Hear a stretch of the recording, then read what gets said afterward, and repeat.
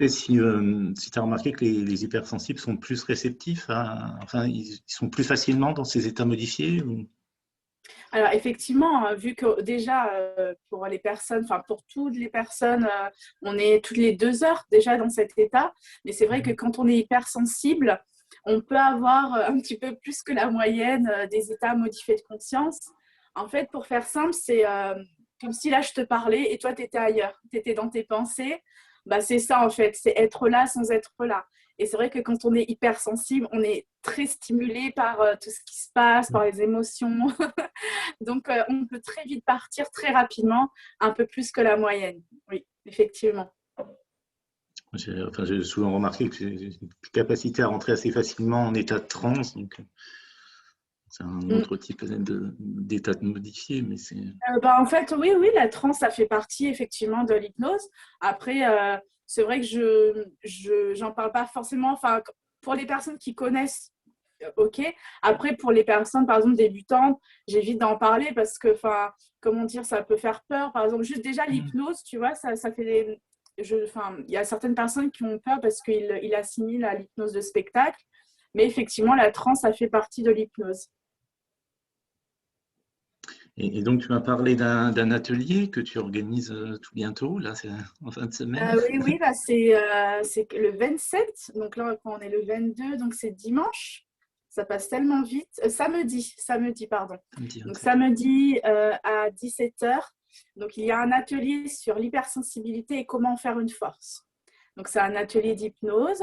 Dans un premier temps, en fait, on va faire un petit test parce qu'il faut savoir qu'il y a plusieurs degrés d'hypersensibilité. Et puis après, il y a des termes spécifiques. Il y a l'hypersensibilité, l'ultra-sensibilité. Enfin, il y a tellement de notions. Donc, on va faire un petit test voilà, pour définir un petit peu les différents aspects. Et puis après, on fait une séance de groupe sur l'hypnose pour en faire une force, faire de l'hypersensibilité une force. Donc, les personnes, elles auront juste à s'allonger chez elles. Et moi, derrière, donc, je fais la séance. C'est-à-dire qu'il y aura plusieurs histoires dans lesquelles il y aura justement ces messages cachés pour aller atteindre l'inconscient. Et voilà, tout le monde est invité. Tout le monde, même si les personnes pensent être hypersensibles, ne savent pas trop, c'est avec plaisir de les accueillir. Oui, enfin, je ne sais pas ce que tu en penses, mais souvent, en général, les personnes à qui ça parle le sont, plus ou moins. Oui, Après, comme tu dis, il y a différents degrés, mais enfin, si ça nous oui. parle, si on se sent concerné, en général, il n'y a pas besoin d'aller chercher spécialement une validation. Oui, oui, oui, souvent, bah, justement, j'ai eu quelqu'un tout à l'heure, elle me dit, bah, je ne sais pas trop, mais bon, ça me parle, donc oui, je pense l'être. Mais oui, c'est comme tu dis, quand tu ressens, tu entends le mot, tu vois un petit peu, en plus, il y a de plus en plus de monde qui en parle, il y a de plus en plus de films, de livres, enfin, tu es bien placé pour, pour le savoir. Donc oui, on en parle de plus en plus, et d'en faire une force, justement. C'est important. C'est important dans ce monde dans lequel on est. Oui, tu penses que par rapport au monde aussi, parce que la personne a l'impression que plutôt que, voilà, par rapport au monde, ça peut être difficile, alors que c'est un, enfin, je ne sais pas comment dans ton expérience personnelle, si tu as senti un moment où ça devient une force, ou si c'était naturellement une force pour toi, je ne sais pas. Je S'il y a pense un que moment où oui. ça, Alors, au moment où j'ai trouvé que c'était une force, c'est quand j'ai quitté le salarié, en fait, pour être totalement à mon compte. Et ce qui était marrant, donc c'est un médecin qui me l'a dit quand même. Il m'a dit non, mais quittez j'en parlais tout à l'heure, quittez votre travail salarié parce que vous êtes hypersensible et vous êtes une sorcière, enfin, du côté positif, hein. Vous pouvez guérir les gens. Et il me dit, mais c'est pas fait pour vous, en fait, le côté salarié. Vous êtes entouré. En plus, à l'époque, je travaillais dans une plateforme, donc il y avait plein de bruit, plein d'ordinateurs, d'ondes, des gens, etc. Et c'est le médecin lui-même qui m'a dit ça. Donc, tu vois, autant te dire c'est bien que ça. c'est bien d'avoir des personnes comme ça. Ouais, ça m'a surprise. Et non, non, c'est vraiment. Ça m'a encore plus réconfortée dans le fait que moi-même, de par mon métier, j'avais aussi envie d'accompagner les personnes hypersensibles parce que je sais ce que c'est, parce que je le vis aussi. et de par mon métier et puis par plusieurs méthodes, on peut en faire une force réellement. Parce qu'il y a tellement de personnes qui en souffrent et je trouve ça dommage parce que réellement, quand on en fait une force, on voit les choses différemment. Oui. En plus, enfin, sur le coaching intuitif, je pensais, enfin, c'est très adéquat pour les hypersensibles, tout ce qui est intuitif, tout ce qui est. Oui, c'est ça.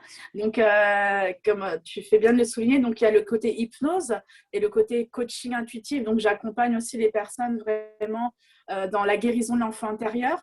Et là, justement, j'ai créé un groupe gratuit. Donc, je vous mettrai le lien sous la vidéo, dans lequel justement j'accompagne les personnes à la guérison de l'enfant intérieur, parce que le coaching intuitif, ça va être tout ce qui est en fait, j'ai mélangé l'hypnose et le spirituel. Le côté spirituel, où tu as les énergies, où tu as le côté oracle de Béline.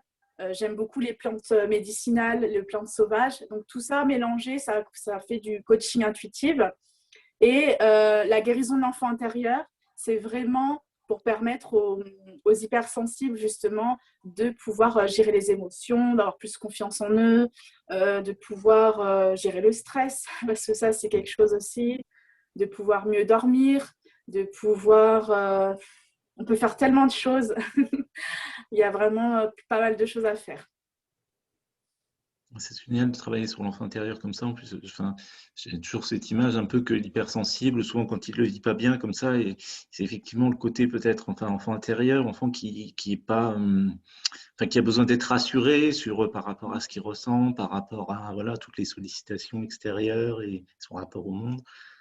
C'est ça. Ouais. Et puis souvent, j'ai vu des témoignages d'enfants qui ont été rejetés parce qu'ils étaient différents. Et c'est vrai que quand on est un enfant atypique, déjà, bon, ça fait pas très longtemps non plus qu'on peut mettre des mots, que les professionnels savent un petit peu plus là-dessus. Et donc, il peut y avoir beaucoup de rejets, surtout à l'école, surtout même familial, hein. Il y a beaucoup de familles qui ne savent pas ce que c'est.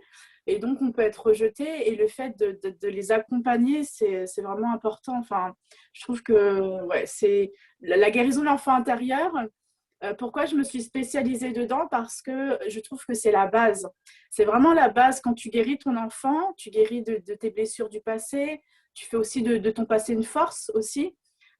Tu apprends à avoir plus confiance en toi. Tu apprends à être plus fort face aux moqueries, face à tes émotions, face à tout. Et c'est pour ça que je me suis spécialisée là-dedans, et notamment pour les personnes hypersensibles, pour leur dire que aujourd'hui, ils peuvent être accompagnés par une personne qui a vécu et qui vit encore, hein, parce que on se fait, comme je dis, on en apprend tous les jours.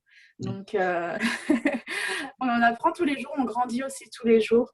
Donc, j'ai trouvé que c'était intéressant de pouvoir accompagner les personnes atypiques, en tout cas, dans la guérison de l'enfant intérieur. Ouais, enfin, je pense que, après, je sais pas, mais c'est vrai que quand on a je pense que pour avoir les clés, effectivement, il faut l'avoir vécu soi-même et tout ça, puis on arrive bien après à transmettre, en tout cas beaucoup plus facilement, en ayant compris de l'intérieur, en ayant fait soi-même après comment dire, enfin, le parcours, voilà, chacun après son propre parcours, mais ça peut quand même inspirer et puis faire avoir plus de lucidité comme ça sur les personnes. Bah oui, oui. Puis, vu que, oui, toi aussi, vu que tu as créé des livres dessus, c'est intéressant.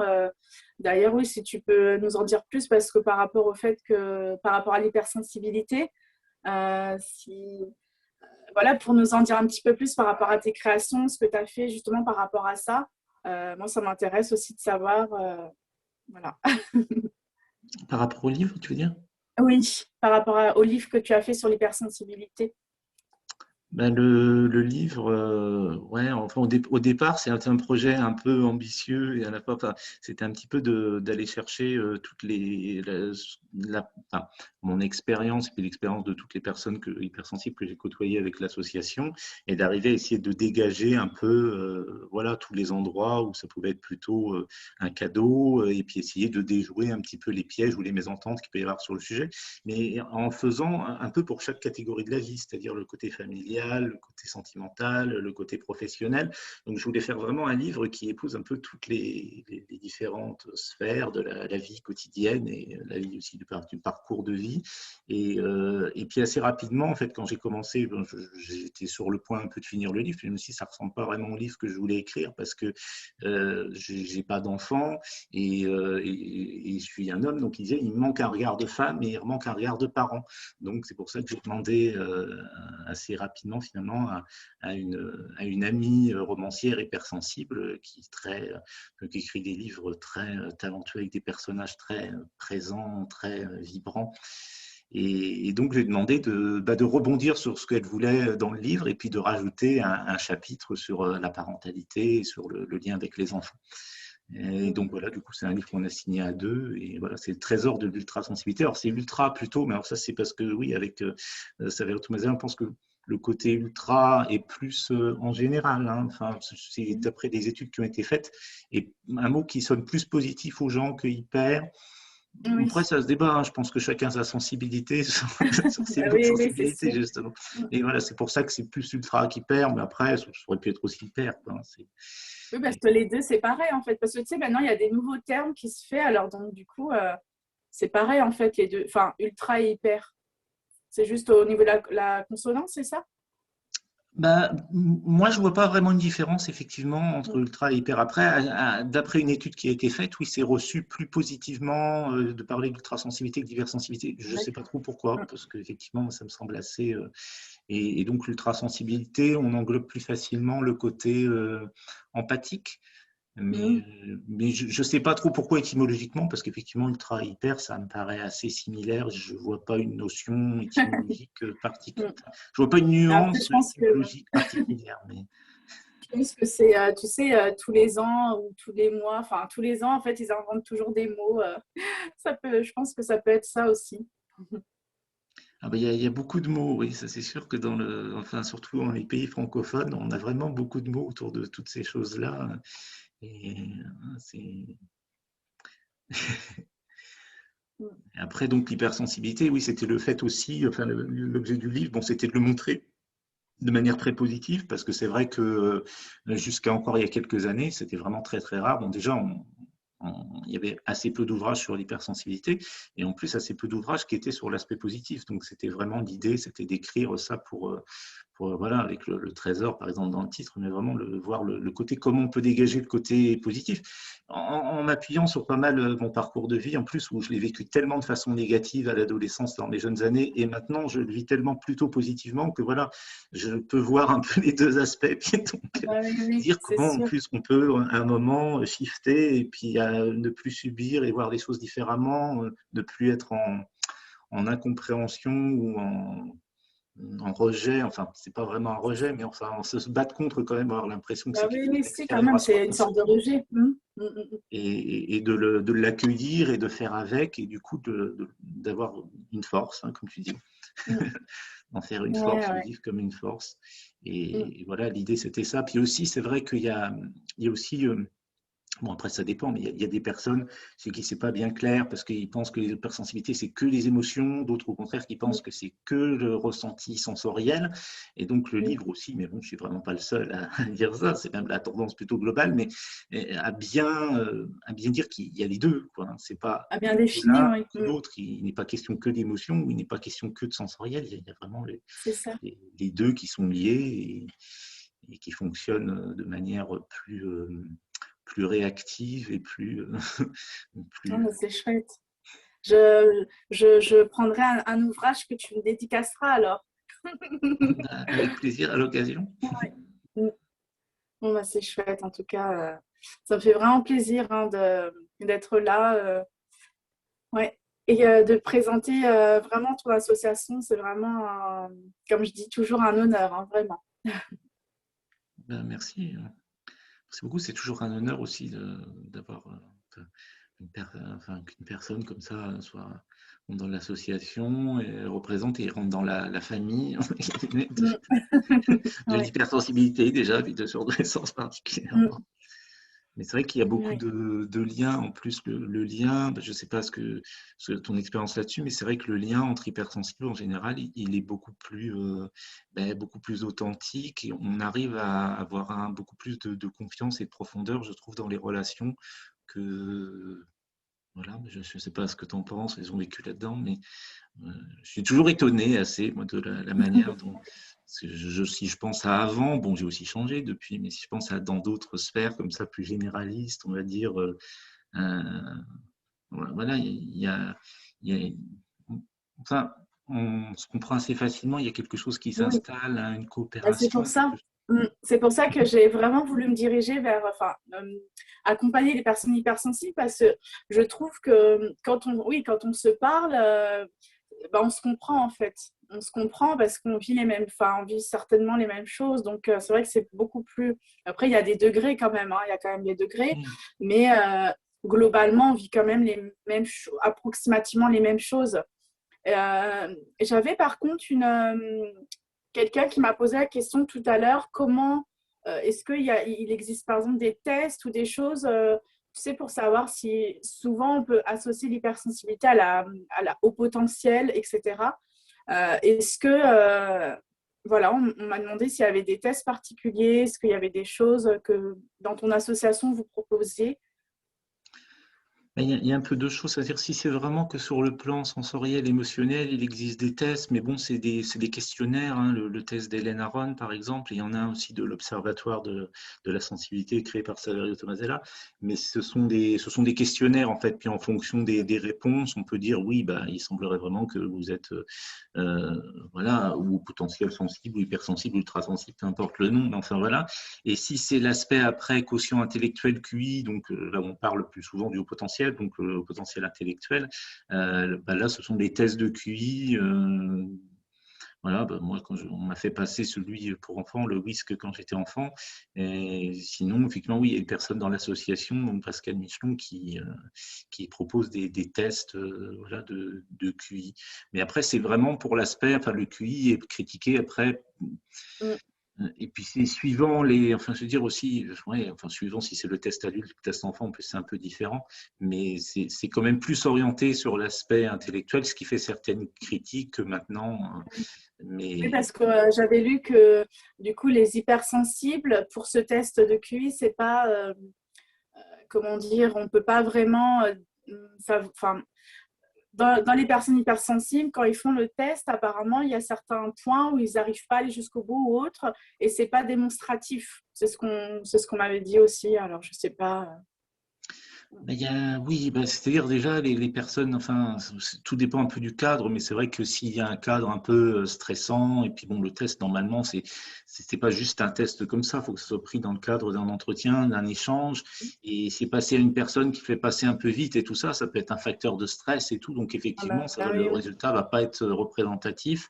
Et puis, il y a aussi, il y a plusieurs parties dans le test, et il peut y avoir un score qui soit tellement, enfin, un score. Non, justement, un résultat qui soit tellement hétérogène que le score ne veut strictement rien dire et qu'on Oui, peut c'est ça. ressortir justement qu'il y a des particularités propres au potentiel qui vont ressortir et pour autant le test ne sera pas cette fameuse barre de 130. Donc c'est pour ça que c'est toujours un petit peu délicat de vraiment trancher les choses sur ces sujets-là. D'accord, oui. Donc finalement, le test, parce que moi je vais proposer justement pendant l'atelier un test que j'ai trouvé comme ça, enfin, sur Internet par rapport à l'hypersensibilité. Donc je pense que c'est suffisant. Enfin déjà, on peut déjà savoir, c'est vrai que ce test il est bien parce qu'on peut déjà savoir par rapport aux différentes questions si on est plus ou moins. Donc je pense que c'est suffisant en termes de taux au niveau de l'hypersensibilité en tout cas.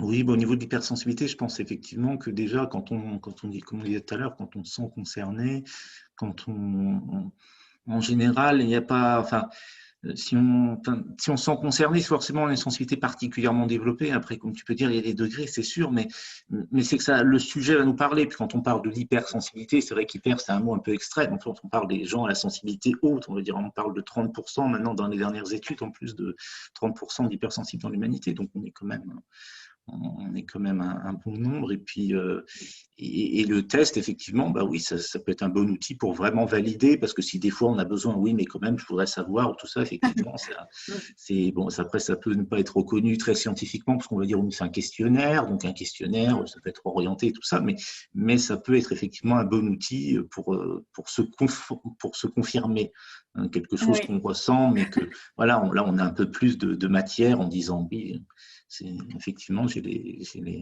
les réponses qui confirment dans ce test.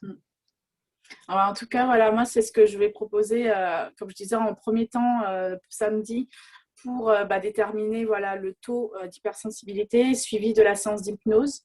Et puis, le groupe, je vais mettre le lien pour rejoindre le groupe gratuit sur la guérison de l'enfant intérieur avec le côté hypnose et spirituel, donc le côté intuitif, etc. Voilà. Merci beaucoup, Cathy. Et donc, Merci. Merci à toi, Alban. donc Et puis, à très vite, en tout cas, pour les événements futurs. Est-ce que tu sais déjà est-ce que tu peux annoncer le déjà ou non? de date, non, hein. Alors là, la seule Oui, date pas qui est de date posée, encore. c'est la date de ton atelier, donc samedi, ce samedi 27. Sinon, D'accord. non, dans les prochains événements, il y a plusieurs choses en préparation, mais il n'y a rien enfin, il n'y a pas de De date de définir fixe, il encore. n'y a rien de bloqué encore pour le moment. Ok, ok. Merci en tout cas à toi. Et puis, je te dis à très vite. Merci. À très vite, Cathy.